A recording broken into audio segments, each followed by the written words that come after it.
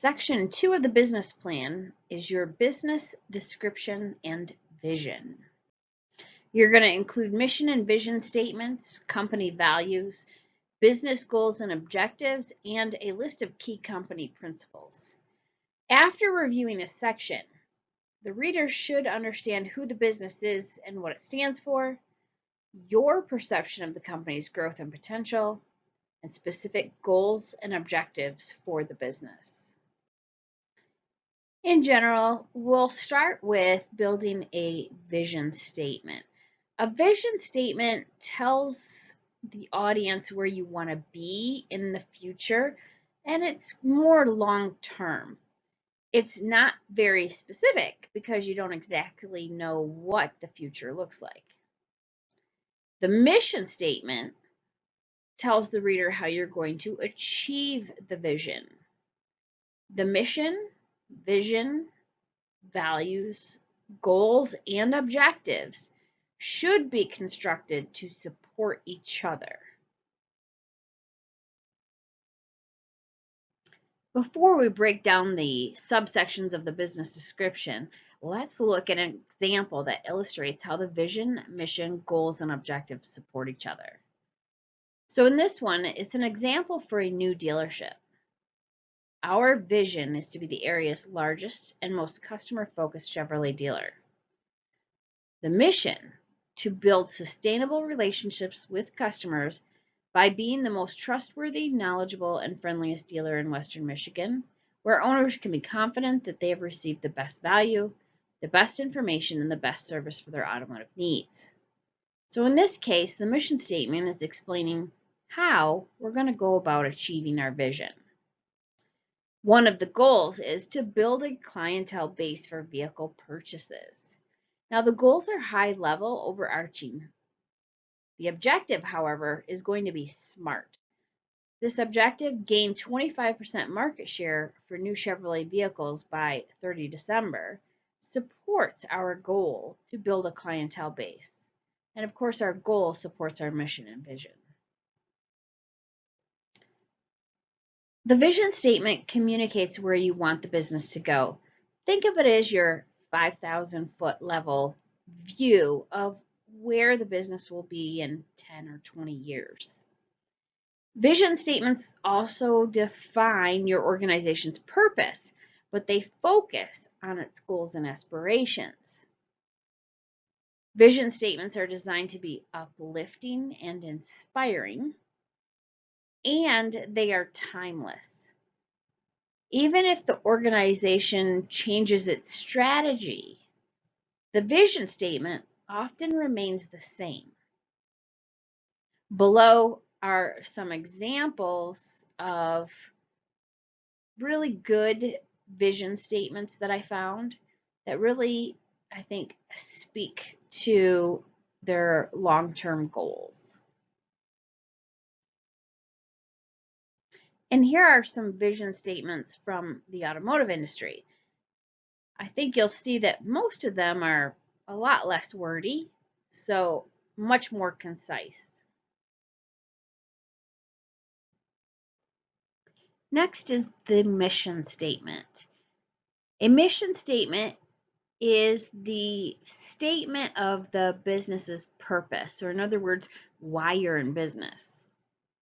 Mission statements define the organization's purpose and primary objectives.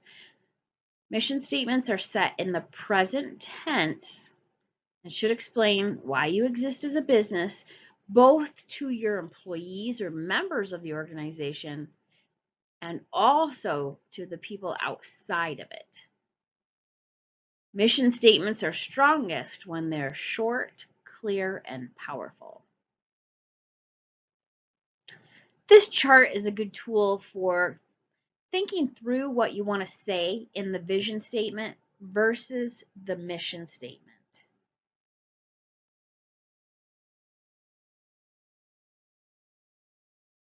Let's take a look at some examples. Now, even though the vision statement typically comes before the mission statement, because the chart on the previous slide had them organized this way, I'm going to go ahead and keep consistent. So First, we have the mission statement on the left, and then we have the vision statement on the right. For Toyota, their vision is to be the most successful and respected car company in America.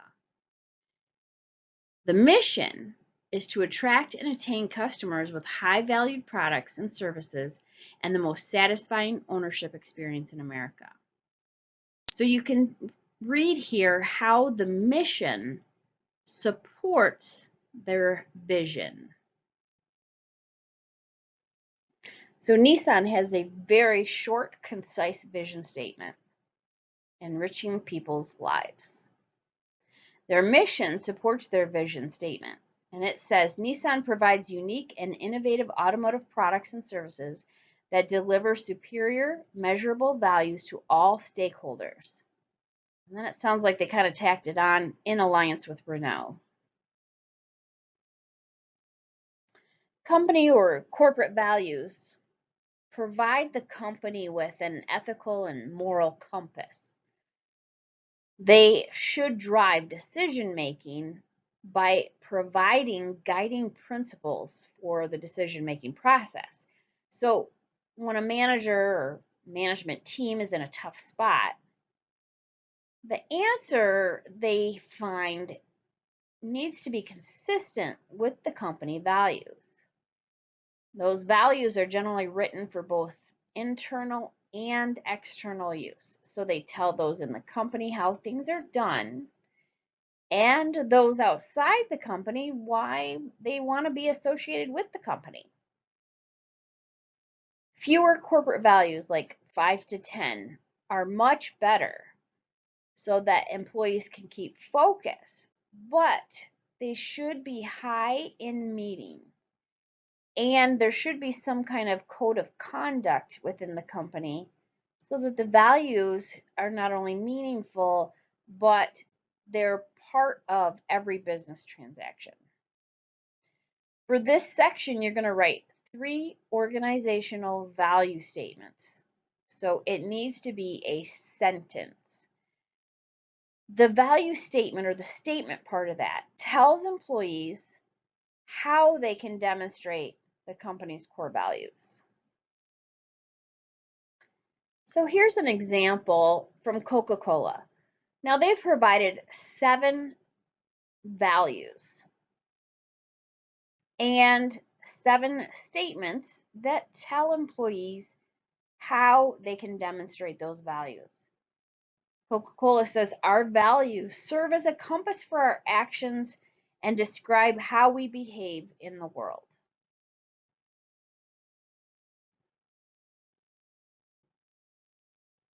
Okay, so we've talked about the vision, the mission, and corporate values.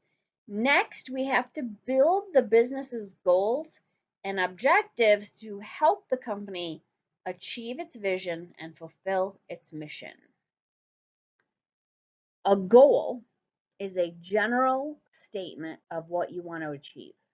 More specifically, a goal is a milestone in the process of implementing your business strategy.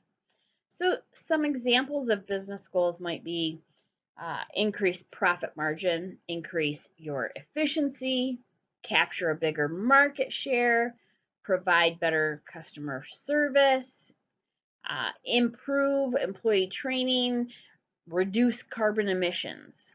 These are goals. Objectives are specific and quantifiable. Objectives need to be written in the SMART format, which is specific, measurable, attainable, relevant, and time-bound. Now remember, goals tell you where you want to go, and objectives tell you exactly how to get there. As you write your objectives, they must meet all of the criteria of SMART. So make sure that you check through how they're written so that they're specific, measurable, attainable, relevant, and timely. This chart does a pretty good job of showing the direct link between the mission statement the goals and the objectives. This chart comes from dummies.com, and it's how to set goals and objectives in your business plan if you want to read more.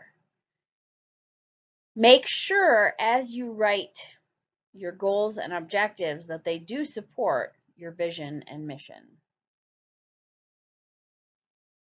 This was a great example I found from the Iowa State Extension Office. Remember, goals are general statements of what you want to achieve. They should be aligned with your corporate vision and mission. For the business plan, you're going to write 2 business goals. Then you'll write at least 3 objectives for each of those business goals.